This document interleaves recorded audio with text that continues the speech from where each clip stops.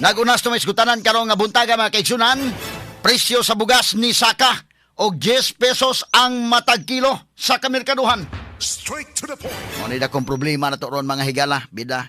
Makapanglingo-lingo kita ining epekto karon sa gira didto mga kaigalaan sa Middle East. Ang gasolina ni Saka unya ang domino effect anak mga kaigsunan karon ang bugas ni Saka, Hesus Ginoo ko. 10 pesos matag kilo, matud pa mga higala ato ning double check sa tong kamerkaduhan karon. Daan ang kining ni Saka apan gikabalak-an nga mas musamot pa tungod sa epekto sa nagpadayong tensyon didto sa Middle East. Straight to the point. Naon sa bang hitabo mga kagalaan nga epekto sa gubat karon dito sa Middle East mga sukid dig paminaw. Limang kag ang bugas sumay mga kagalaan do na may mga presyo nga ni Saka og tag 10 pesos indikin. Kamakalilisang ba ng presyuha mga higala? Ang gasolina ni Saka mga kagalaan unya dako-dakong pagsaka gyud. Unya kana lagi sa ako nagingon do na nay domino effect. Buti pasabot nga mo Saka po ang uban nga mga palaliton kay ngano wa man na mga higala na mga lagutmon kanang mga gipamalit nato sa kamerkaduhan wa man na nga nangambak lang na diha. Giplitihan man na padung diha ni store. So ang kadtupod mga higalang tag-iya sa sakyanan nga mao mga kaigalaan na militi mo palag sa to mga higala nga kinahanglan po na sila og additional nga bayad. So mumahal gyud mo epekto tanan. Nya karon ang nahitabo mga sukid tig paminaw na kini ni ang apil na gani mga higala kini ni ang bugas ron nga mas may mahal sad mga sukid tig paminaw. Medyo alarming ni da. Alarming ni mga higala nga maong sitwasyon laliman ka mga kagalaan og inana ka mahal. So aton tagag pagtagad mga higala ika-unom ka adlaw ron no sa gira tali sa Iran og Israel og inguman sa US mga sukid tig paminaw kay nagsugod na pagkaadlaw Sabado. So unsa man tang adlaw ron? Biyernes. Sus Ginoo ko. Pizza 28 man to, 28, 29, 30, 31. Dili, kuha man to. 28 sa kuan. Pebrero. Okay. So ika-unom ron, no? Okay. Ika-unom nga adlaw, no? Ang update mga higala nato karon ang casualty sa Israel and Iranian attacks. Matod pa mga higala, dako-dako naman yung casualty ni 1,000 kapining sa Iran. Unya kini ni ang dughan na po yung mga patay mahigala 1,230 ang namatay mahigala dito sa Iran. Unya diri mga kaigalaan sa Israel doon na to'y Pilipinang namatay 11 kabuok ang patay sa Israel. Apil to mahigalang usa ka Pinay nga OFW in town, no? Nga apil nga nakalas dito mahigala sa Israel. Unya kini nang sa Lebanon dunay 17 city ang nakalas kay kining Lebanon mahigala na amad pod laging Hezbollah. So bombardiyo pod mahigala ang Israel ug Lebanon, lahi po ning gira mahigala sa Israel ug Lebanon tungod sa Hezbollah. Dili hinuon ang gobyerno sa Lebanon but ang kining grupo sa Hezbollah unya diha pay Iran. So ang patay sa Lebanon 77, sa Iraq dunay patay nga duha, sa Jordan dunay 5, sa Kuwait 4 ang patay, sa Bahrain dunay usa, sa Qatar mahigala dunay mga nga-injured. Diri sa kinini ang United Arab Emirates 3 ang patay, sa Oman mahigala usa ang namatay. Straight to the point. Ang kinini ang Bahrain at least usa ra ning ila dito, ang UAE usa 3. Straight to the point. Ang Kuwait 4 nya, may gani sa dito kay doon naman sa mga panagang yun mga kaigsunan nga at least sagang nila na mga higalang mga missile sa Iran nga padung dito silang nasod. So karon pati mahalas bugas. Ato check sa Adult Tweety day, ato kuhaon sa situational report kay grabe ha masada ang mauhom ng mga kaigsunan. Grabe sa epekto man nagiingon nga layo ra ta gikan sa Israel pero ang epekto na to igo ta. Naigo ta ang tiyan mo ito na unang kaigo ni store. Yagi ta na katawa mga kaigalaan. Igo ta sa gasolina, igo ta mahigala sa mga palaliton. Nya kini mga kaigalaan porbida. Ato sa i-check mga kaigsunan sa Idol Tweety no. Para nga kuan. O ato ipakita na precious bugas na day. Naman dili no. Okay sige kuno be. Okay, ato tagag pagtagad mga sukit di paminaw. Ang ato paghisgot labot anay pero giuna ko sa ning Iran mahigala kay 5 ka tuig layo kay Middle East ha pero kita igo ta. Asa man tong presyo sa bugas kuno dai be? Atong pakita kuno kanay names. Mao na ang mga presyo oh. Sus Ginoo ko. Misaka mga kagalaaning mga kwan. Mga presyo sa bugas. Unya gika-report nga doon na mahigalay saka nga 10 pesos. Agoy, Ginoo ko. Liman kam Attorney Rufil, 10 pesos ang saka sa kining bugas. Unsaon na lang pang adlaw-adlaw Attorney Rufil niya. Then ang sweldo sa mga tao mao gid na kasagaran no sa to mga nakahinabi pod Attorney Rufil. Nga mao pod na ilang giproblemahan kay mahal kaayo ang mga palalito na apa na wala po aumento pod ang sweldo Attorney Rufil. Ilabi na ni. Oo, pareho ra pod gud na Attorney Rufil nga ni saka pod ang kining presyo sa gasolina mo nang naglabad pod ang ulo sa to mga drivers pod ug mga commuters. Ya karon Attorney Rufil atuag yung gituyo nga tultulo na si President sa Cebu Market Vendors Multipurpose Cooperative nga si Sir Erwin Gukong aron pod iyahatang masultian kabahin pod aning pagtaas sa presyo sa kini mga palaliton pod sa carbon Attorney Rufil. Sa man makuha nimo sa imong messenger na tweets? Ma-on imong messenger? Yes, Attorney Rufil, on na ang atong messenger dinhi. Andam na pod ang sige, okay. andam na pod si Sir Erwin Gukong Attorney Rufil alang pod ato ang makahinabi. Sir Erwin, mayong buntag live ta sa DYHP Oramen Sibug sa IFM 93.9. Kauban nato si Attorney Rufil Fernandez Banyo.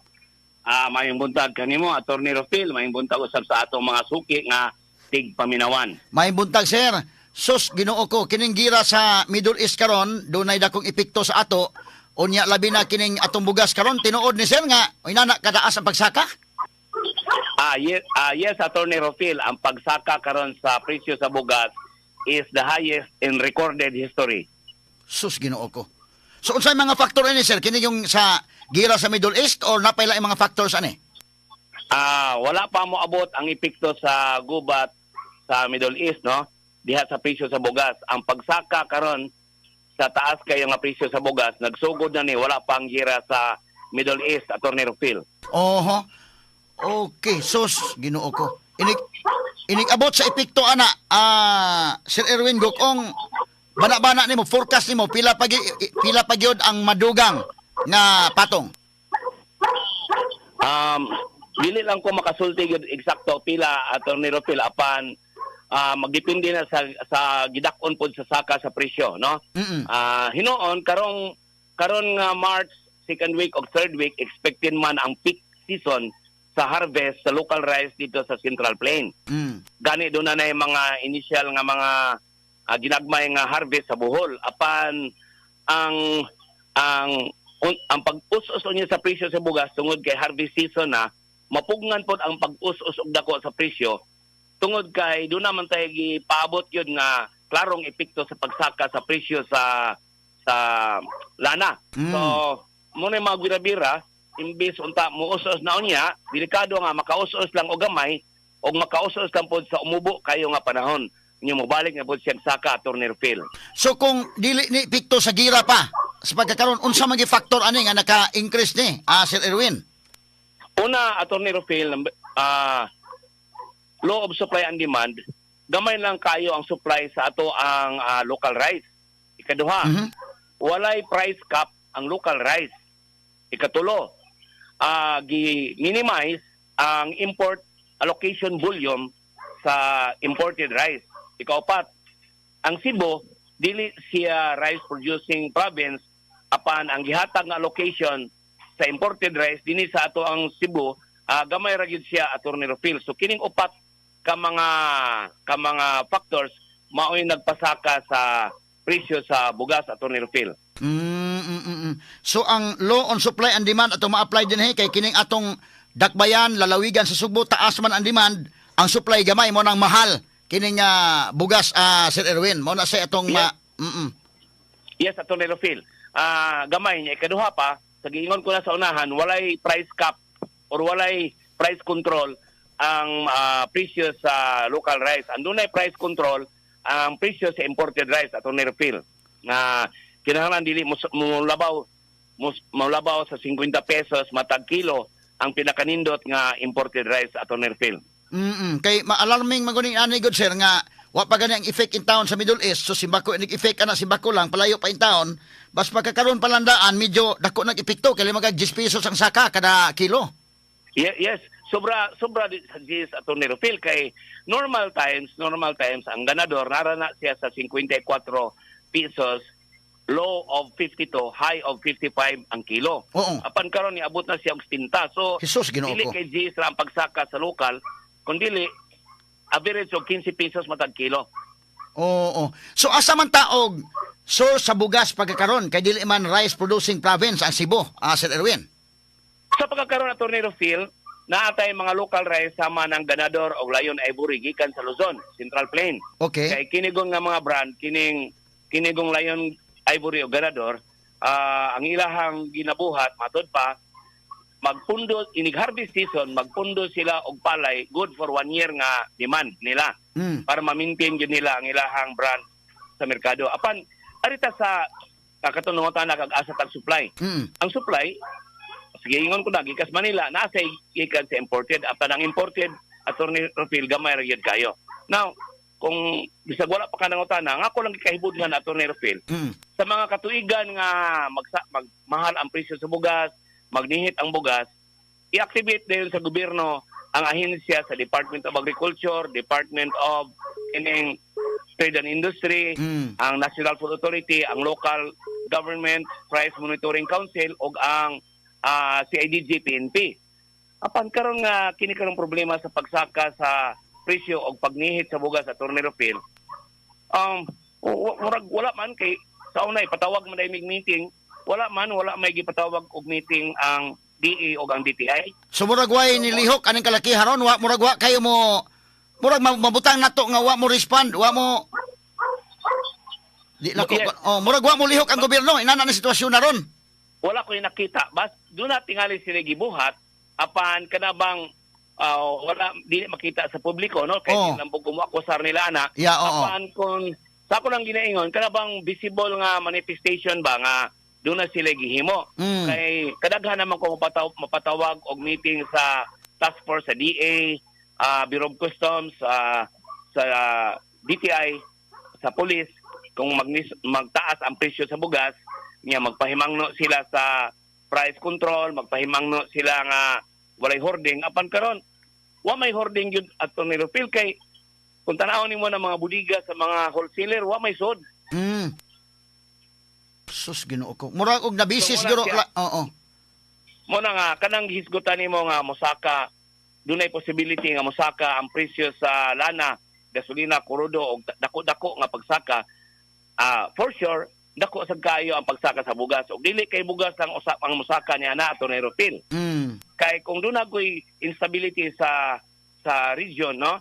Ang kini mga dagko nga ekonomiya, mag-stockpile dayon. Mao man ni nahitabo, kadaghanan ni mahitabo.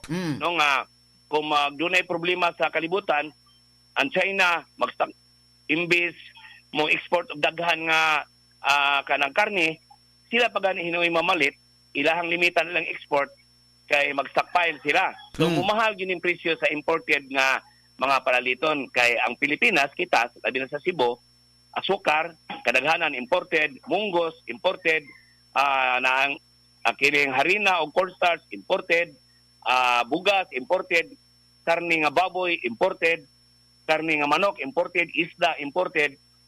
So, kung doon ay pagsaka o niya, dakong pagsaka sa presyo sa lana, for sure, mumahal pod ang ubang mga paraliton, dili lang kay ang bugas lang, Attorney Rufil.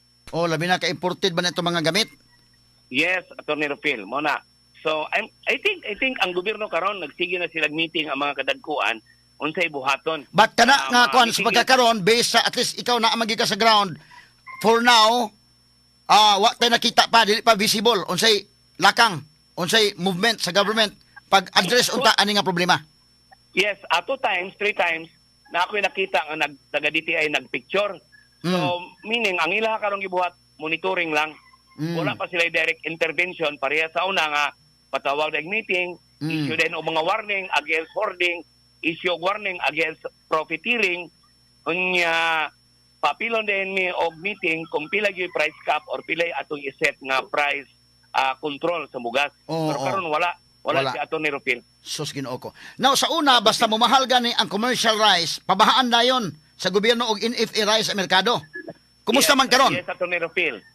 Apan sukad to ni gawas ang rice tariffication law, pila nakatuig ang nilabay, na nawala na abolis ang kanang rule ni NFA nga mo pa-stabilize sa supply o mo pa-stabilize sa presyo atong Nerofil. Kaya at least makatabang na lang unta ba nga mo mahal, unstable ang kuan, mabaha dayon, ipabahaan dayon og NFA rice karon wa mahitabo na. Wala atong Nerofil kay wala man sila pundo na sila buffer stock. Maayo lang na siya kung doon ay kalamidad o doon ay mga trahedya mo na ipagawa sa ilang stocks. So other than that wala na ang katong function sa National Food Authority sa una. Oo. Sa habig sa mga retailer sa Manila, unsa may angay unta nga buhaton sa gobyerno sa pagkakaron?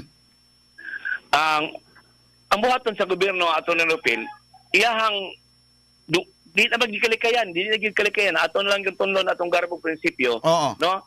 Iyahang pabahaan karon ang kana mga import quota nga iyang gihatag sa private sector, iyang increasean. Karon lang higayon na. So para excuse me atong Nerofil. So para daghang supply.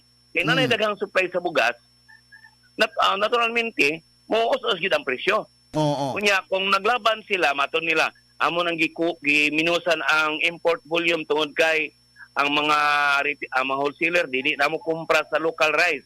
Kunya ang local rice kay wala mo kumpra mahoglag barato loy kay farmers, no? So okay ra man na siya kung tinuod yun nga abot sa farmers ang benefit, no? Ato Nerofil. Pero karon nga galisod ta, no? Ilang i-subsidize ang farmers unya ipasod nila ang kuan ilang mo gisulti sa rice tarification law nga ang sa unang panahon ang maka-import lang duha ra ka entity, cooperatives o ang National Food Authority. Ilang giwagtang na, ilang gihatagan o kahigayonan ang private sector to import but mo impose sila og taas nga kanang tariff o kanang buhis dito sa Bureau of Customs para ang kitaon nilang dakong kwarta i-subsidize sa farmers. So okay ko kasabot anak karon, no? Dapat unta mugastos sila bilyones sa research and development sa bugas ato Nerofil. So ako masulti lang mahangyo sa gobyerno kung kining imong programa pinaminaw man gyud sa tanang ahensya sa region o sa national, mohangyo ta nila nga karon mo kumpra na sila daghandaan mag ilang i-allow si National Food Authority nga magpundo og buffer stocks good for 60 days. Para sa una kay kung simbako mo mahitabo gyud nga mudako ang gira o madugay ang gira, kita'y maapektuhan kay ang mga rice exporting countries like Vietnam, Thailand, India o Pakistan, mga rice exporting countries, top 4. Now, ang ila po ng buhaton, sumasad na hitabo sa una, ang ilang export volume, ila sang minusan kay mag-stockpile po sila. So, ang gobyerno, I'm sure, mas bright man sila nato at Nerofil, no? Tingali, mas bright tingali sila. Diba? No, diba? So, nangandam na giron sila kay ilang ay idapin sa nila ang Obama mga political issues. Bitaw. Ang mga political issues, idapin na nila. Unahon nilang crisis karon. Kay sa gisulti ko na, kining highest price rice in recorded history, nahitabo na ni sa wala pang gira. How much more kung maabot na sa Pilipinas ang epekto sa presyo sa lana tungod sa gira ato Nerofil. Ang uban nga mga countries sa kabati ko sa mga statements sa mga presidents nangandam na sila. Sakto na mag-ingon ang mga rice exporting countries manghoard na sa landaan kay simbako kung sa effects gira at least dili sa magutman. But kita wa pata kalihok. Mo na attorney. Mo na ato Nerofil. Hibong yung ato Nerofil ngano ni? Mo gini ako ambot di sila kakihan ako or makakasuko na ako kay tinuod ba akong gisulti. Tinuod man. Na din task force sa una karon wala. Sa una mang-raid ang CIDG. Karon wala kay unsa po raid on ato Nerofil nga may sudang budiga. Mauna. Sa kasagaran ani Sir Erwin kay kamo inyo man gining experience for how many years nga naa mo aning sa merkado pagpamaligya aning main-ani ikaw magi presidente din ha. Kanan dunay mga gira sa Middle East, gira diri sa Russia versus Ukraine ug uban pa nga mga gubat ba. Natural kita apektaran man ta mangandam tandaan no. Sa inyong tan-aw mga pila ka simana pila ka buwan mula nat una mo epekto na to. Kay kini karon gud imagine ka 10 pesos ang saka pero dili pa ni epekto sa gira. Now, ang ato ini manghinaot ta mahuman ang gubat unta after 1 week, aron nga di pa magka-effect nato. Na kung mula na siya, labi na ang giingon ni Trump nga 4 weeks to 5 weeks, sagad na nga dunay gubot pila ka simana nga murag maka-effect na nato. ang dinis sa tuwa every Tuesday mo usab-usab ang presyo sa lana every Tuesday diha sa mga pump stations. Now, I think karon siguro no dili lang ko pagkuan ba pag-accuse ba. Ang ako nahadlukan dunay mga profiteers. Ang ako kadlukan dunay hoarding sa kanang ubang produkto gawa sa bugas kay ang bugas may mahord. Akong kuyawan dunay hoarding, nya dunay niya pagsaka sa presyo. Kanang usa ka semana Atty. Rufil. Sus Ginoo ko. Usaka na. So ma-feel na to in the next 1 week, in the Ma-feel next na to. week, o dili ni maundang panggubat diha, delikado ta. Yes, attorney. Kanang imported nga karne, kanang himuog chicharon sa chicharon, kasagaran ana, panit sa baboy, gikan man na sa gawas, kanang himuog chorizo, longganisa, kasagaran ana, karne, gikan man sa gawas. Now, mapiktuhan din na siya kay ang katupong mga shipping lines sa gawas, international shipping lines, magpasaka ng po silang pitihan. Unya, ang katupong nasa peer labor, handling, magpasaka na po kay umahal naman po ang ilang palaliton. Kaya domino effect mo ganun siya, Atty. Rufil. Mao gyud. No? So, Domino effect. ngayon naminaw na toron doha ang kining taga-gobyerno, taga-DTI, taga-Department of Agriculture, wala man tayo daot ang tuyo nila, di man po din nila angay ikakasuko ang atong diskusyon karon Atty. Rufil, muhimo na gyud sila lihok. Dapat lang. Import na yun. Dungag og import. Sakit man paminahon against the policy man nga importation policy. Wa tay mahimo kapit patalim import lang yun. Tungod og alang sa katawhan nga duna paghihapoy mapalit nga mga pagkaon sa kamerkaduhan o sa mga supermarket sa mosunod nga pila ka semana o pila ka buwan Atty. Rufil. Mao gyud. Kay ang uban nga mga countries, ang ilang mga presidente nakabati na ko mga statements, kuha naman sila kay tungod ning gubat sa Middle East, iyahay na og pangandam, ang ato wa pa pagkalihok. Example, Murag na busy lahigi ka bisihan. Unsa ning kalakihan? Yes, amo na. Ipadapin sa unta na sa politika. Oy, una taning panginahanglan karon. Kay ko man siya national security issue man ni karon ang pagsaka sa bugas o kini unyang kadang mga uban nga mga basic commodities like sugar, like oil, nisaka na. Niabiso na itong antika, musaka na po og piso daan ha. Wala panggira, musaka og piso.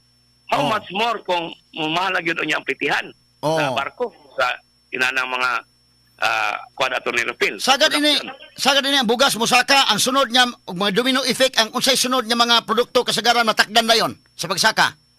Munggos, asukar, cooking oil, imported nga mga karne nga gamiton sa kabalayan, sa manufacturing sa mga processed food, unya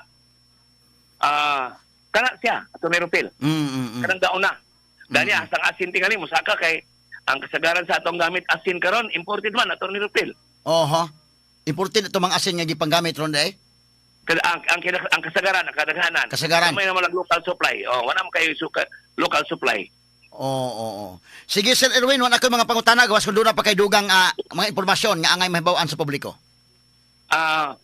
Atong manawagan ta Atty. Rufil sa Department of Agriculture, sa DTI, sa National Food Authority o sa Office of the President nga unta we are sure nga you're doing something now but ato tingin dumagan ang ato ang atensyon dinhi karon sa krisis sa bugas kay bisan sa wala pang gira sa Middle East ni mahal naman gyud kayo ang presyo sa bugas nya base gamay ra nga ato ang harvest dili ta makapundog daghan so gud ta karon meeting so gud ta og lihok kanabang nagilihok sa pagkuan no kay wa man sad mo ma-price monitoring kay or ma-raid nga mga hoarding kay wa magi-hoarding sa bugas ron kana ako'y kapasalig Atty. Rufil.